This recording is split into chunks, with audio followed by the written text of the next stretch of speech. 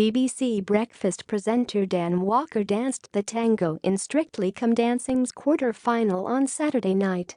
He performed with his professional dance partner Nadia Bychkova to the track Santa Maria by Goten Project. However, some viewers have questioned how Dan's managed to reach such a late stage in the competition, with some suggesting it's a fix. Despite receiving some negative comments online, Dan has made it clear he's not going to let it affect him and has even called out some of his critics on Twitter.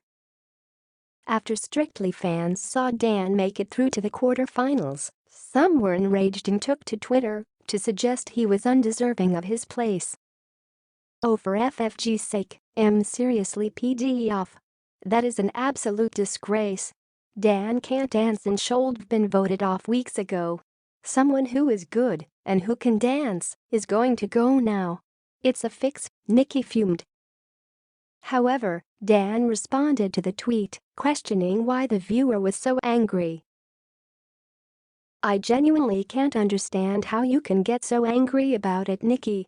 I hope it hasn't ruined your weekend," Dan wrote. "Because, you're a nice guy, Dan, but you can't dance, sweetheart.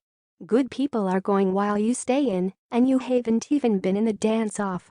It's a joke," Nikki hit back. Dan hit back, "Okay, that's you angry at the British public. I get that. Can you explain how you think it's a fix? Genuinely interested in a conspiracy theory." Nikki replied, "Unlike other public voting shows, the BBC never produce their voting figures, so it's easy to fix. As I said before, you're a nice guy, but it's a dance competition, not a popularity contest. I'm not the only one that thinks this, but I seem to be the only one being questioned." Since then, Dan appears to be trying to focus more on the positive messages he receives online. After his performance on Saturday night, he took to Twitter to thank his fans for their support and encouragement. "Thanks again for all the wonderful messages. I absolutely loved doing that tango with that Nadia Bychkova," he said, before informing his followers how they could vote to keep him in the competition. The BBC Breakfast presenter addressed the criticisms he receives online in a recent interview. When asked how he rises above hateful comments, Dan said, "A couple of things. 1, I know my value doesn't come from what people think of me. So that's not important to me. 2, the one person I need to check on how we're doing is this lady here, Nadia. If she's happy, I'm happy. And 3, I understand people care about the program and they'll send you stuff and say, 'I hate you' or 'I can't believe you're still in it, you're rubbish and tall and stupid. Get lost.' You get all that, and that's fine.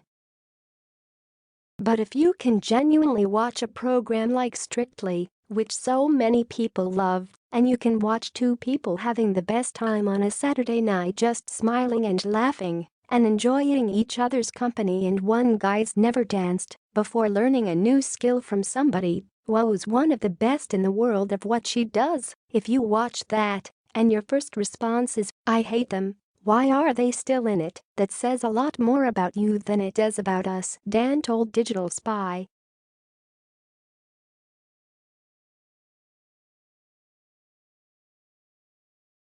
With only 5 couples remaining in the BBC Dance Contest, many viewers are speculating about who will lift the Glitterball trophy this year.